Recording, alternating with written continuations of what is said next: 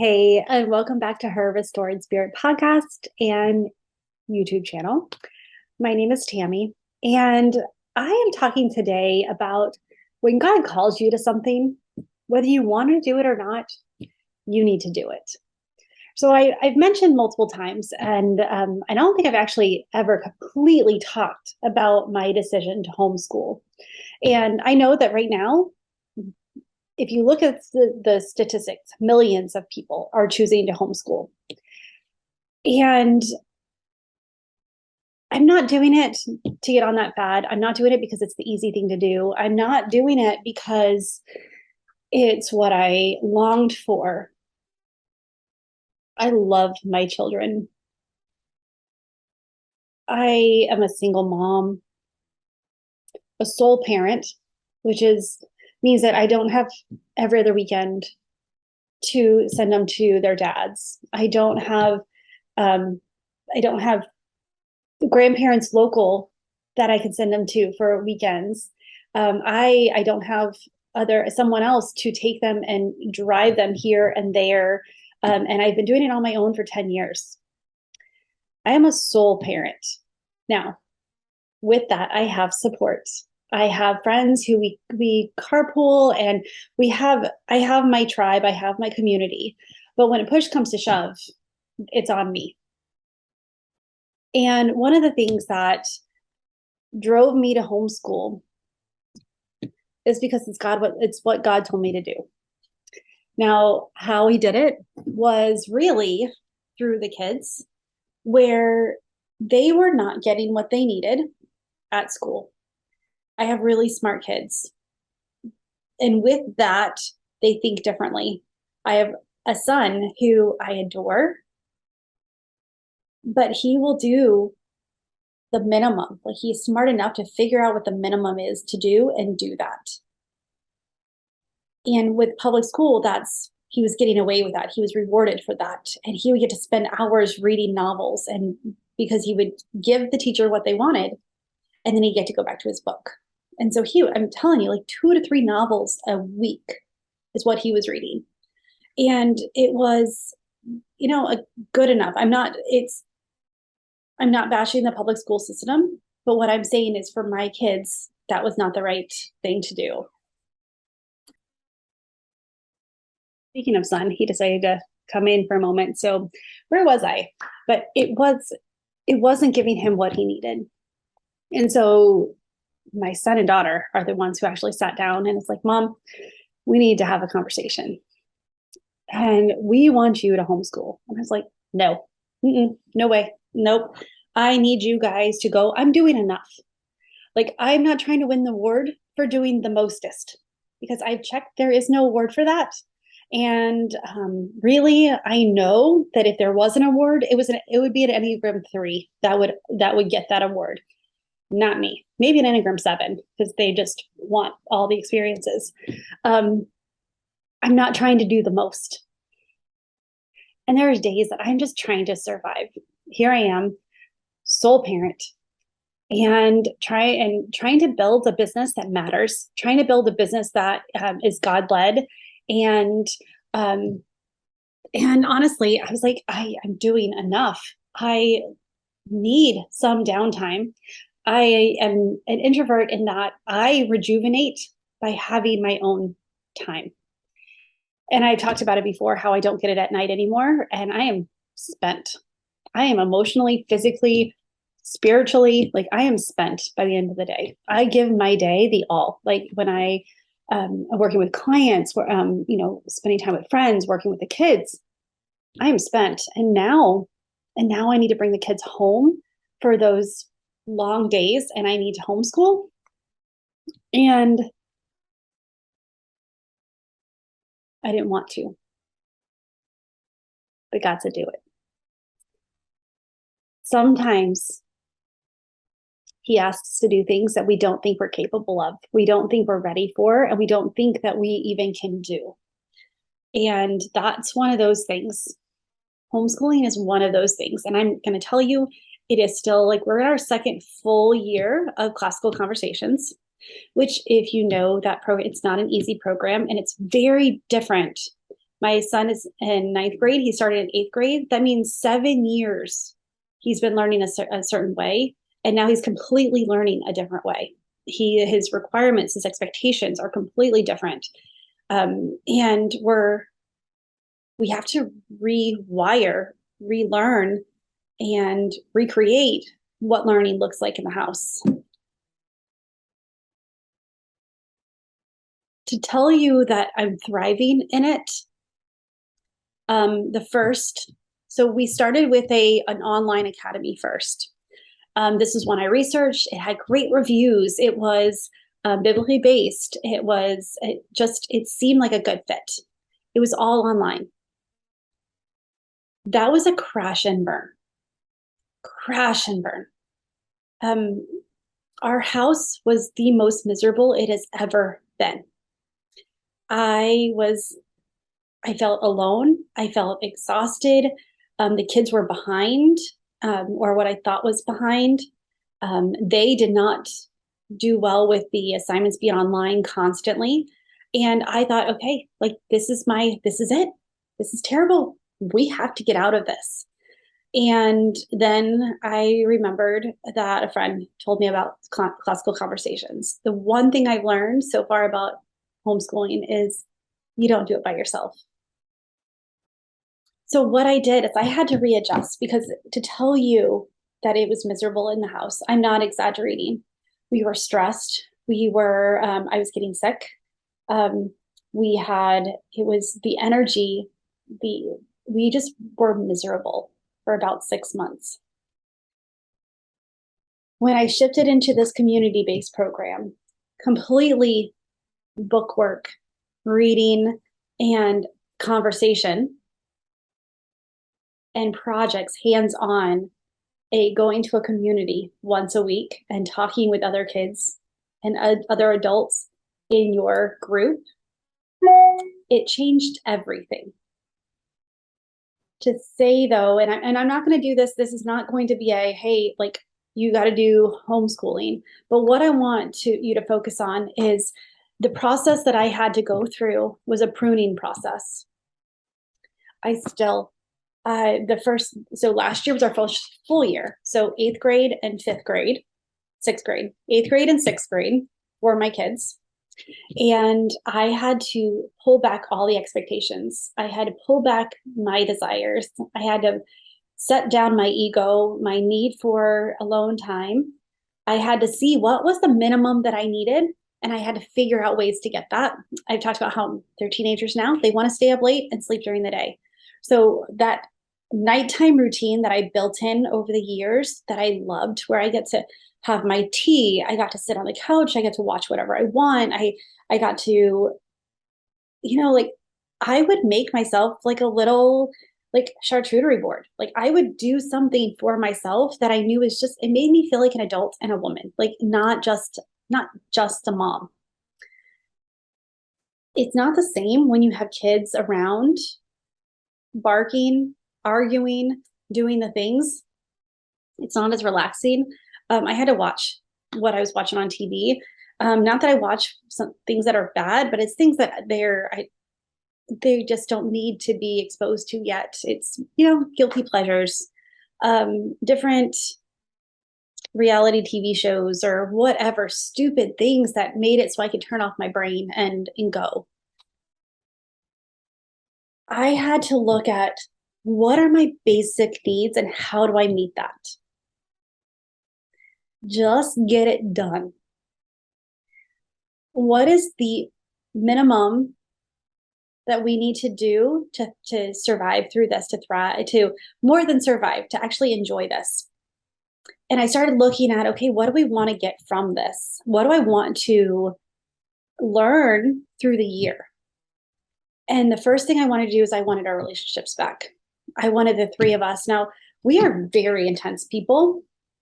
I have a 1, a 4, and an 8 in this house. To say that we have strong opinions is,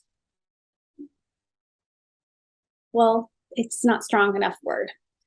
And for the most part, we're all learning to be healthy, but they're teenagers going through puberty. There is not much healthy self-awareness when you're a teenager. So I wanted that. I wanted to go back to our Triple F, our forced family fun, where we play games, we watch a movie, we'll spend time together. I was school and business was seeping into all areas of my life.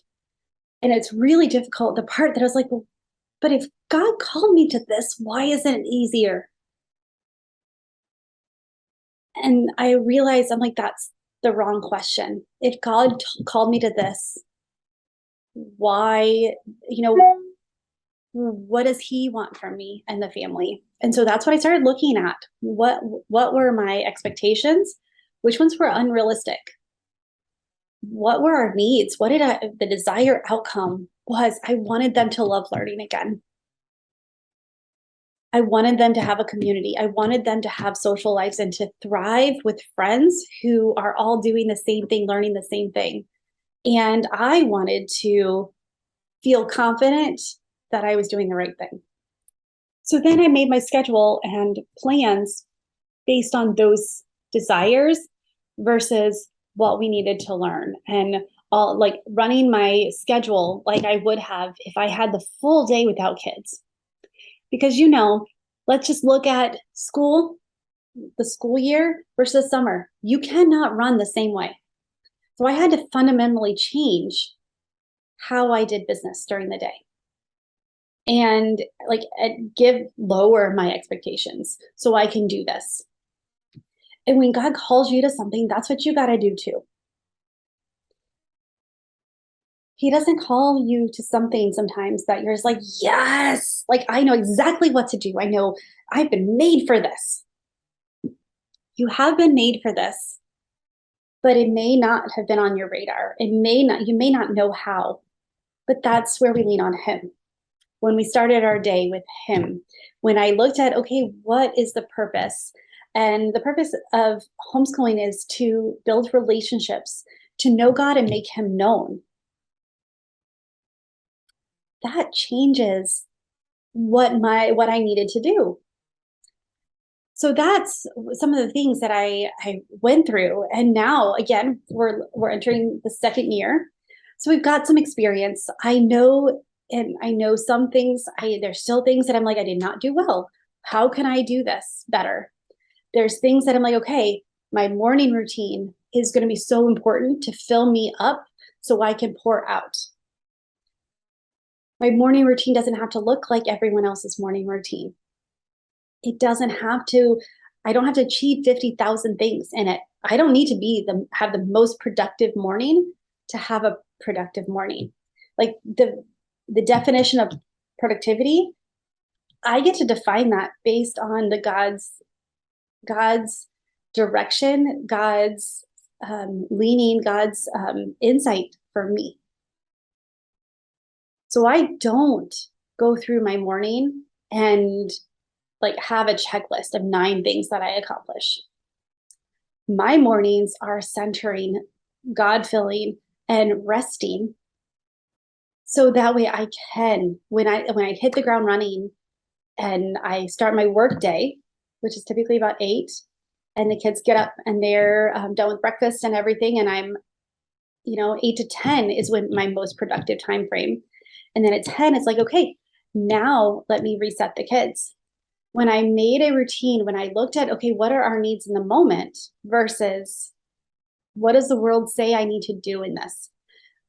My homeschool experience is different than someone doing the exact same program because either they work full time out of the house, which I know that there's women who are doing that as well in the same program as me, or the women who that is their full-time job is to they're the lead learners and they work all day every day pouring into their kids, and we all are called to different things. So when God calls you, it doesn't necessarily mean that it's going to be easy, that you're going to love it, and you're going to know exactly what to do. You have to go through the fire. You have to go through the pruning. It's like, what am I learning from this? I'm learning that I had a lot of expectations put on myself that are not necessary. And the same when you're healing, when you're trying to go from surviving to thriving. You're going to do things that you don't really want to do, but you know you need to do. You're going to do something, especially if God calls you to do it, that you may feel not ready for, or your ego may get in the way. Because I'm telling you, when I see that bus drive by in the morning, I have to remind myself that my kids are upstairs sleeping and I have this time instead of being hurried and rushed and force them in onto the bus, because I liked putting them on the bus and then them coming back to me at the end of the day and getting off the bus. Judge me all you want, Mom. We all have our limitations. And that was one of them that I did enjoy because I had my time. But I realized that my time that was not how God wanted me to use it. So I realized that, okay, while I see that bus go by, I have to thank God for the lesson in, they're getting the sleep that they need. I'm given the time that I need to get centered, to get my work started in the morning while they're sleeping. So that way we can move into schoolwork when they're awake. And I can get them set and I can get them going, and then I can do an afternoon check-in with them. And this is where I give them an extra time. So that way, if there's something I need to guide them in or teach them, or if they have questions that they just don't understand, then I've built in that time to help them. So what is my point of sharing this? Again, when God calls you to something, it doesn't mean it's because it fits nicely in your plan. It doesn't fit nicely in what works for you. Sometimes it's really hard. Sometimes you have to go through that fire, that pruning, that setting down the ego and realizing, okay, what are my basic needs and how is God filling those? And setting down those expectations, because we have this vision of what it should look like, but why should it? Don't should on yourself. It's one way to disappointment, is to should on yourself. But know that if God called you to it, there is a way. There's a way, and it's for good. So while you're looking at what God's calling you to do, don't fight and don't search and be like, okay, when I know it all, I will go for it.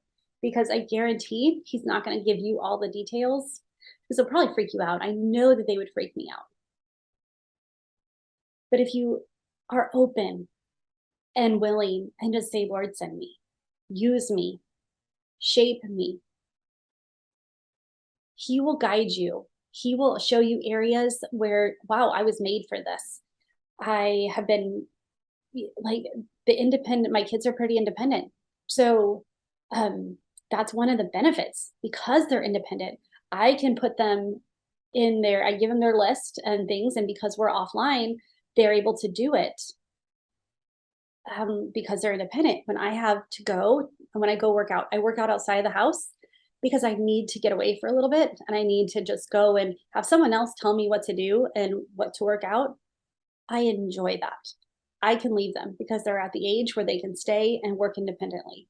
So God has orchestrated all of this.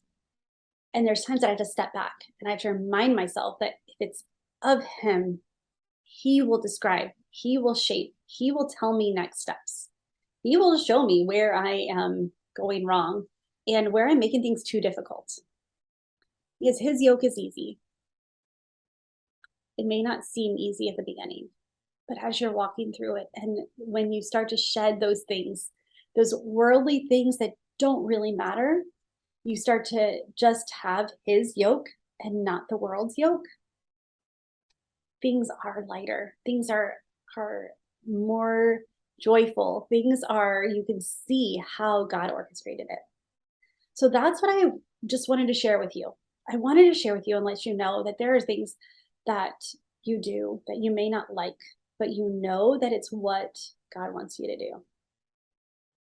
So do it and ask Him what parts of you need to change in order to align with Him, in order to see and to experience that joy and that peace. I do have peace now about homeschooling. Have I figured it all out? No. Does it frustrate me still? Yes, at times, a lot of times. But it does. Like, and those usually are times that I have to do an ego check and recognize, okay, what was the purpose of this? So what do my kids need in this moment? Well, they need that support saying, you got this. I know you can do this. Let's look at the question. Let's break it down. Let's find out how to find the answer. And because of how I have worked with God to structure my time, I'm able to give them that time. So don't give up. Don't, just because you've tried it for a little while and it's like, nope, it hurt. It was not right. It doesn't mean that you're not right around from the breakthrough. We have to go through the fire to come out shiny, to come out pruned, or whatever I can't think of the analogy right now, sorry, but you know what I'm talking about. Like, to get all the imperfections out, you have to go through that resistance, that struggle. You have to trust God in the process. So I encourage you, trust God in the process. And one day one day at a time, just one day at a time, you'll see how things are lining up and how you'll get to that vision of, oh, I see what you did there. God, you are so good and know so much more than I do. And you'll be grateful for those struggles, those trials. One day, I promise you, you'll look back and you realize that you're stronger and you're better and you're closer to God because of it. Now, before I go, again, I'm just going to plug this workshop and this group that's coming up. So the workshop is just, it is live. So it'll be you and I. It's, there's no recording, or there's no replay for it. I may record it just for me, but there's no replay. Each one has similar theme, but each one will be a little bit different based on who shows up. We're going to talk about 3 things that you can do to thrive today, to go from surviving to thriving, and not wait, because time is our most precious resource. The pain that you are feeling right now, that feeling of overwhelmed, feeling stuck, that grief that's overwhelming you, that feeling like you have no control over your circumstances. You may have gone through something, you've lost somebody really important to you. And if you're really honest with yourself, sometimes that person is yourself. So what we're going to do is we're going to look and figure out together how to start identifying those things, how to find yourself, how to start living a thriving and purposeful life. And it's really a lot simpler than you expect. Sometimes it's all about removing things that are no longer serving you versus adding more things to your list. So just come and just come and see. And I will talk more about the group next time because I've taken up enough of your time. But the group, if you're interested in that, get on a 20-minute call with me. Let's talk about it and how it can serve you, how it can help you remove those blocks, remove those things that are no longer serving you, and help you step into that thriving life that you deserve. And with that, bye for now.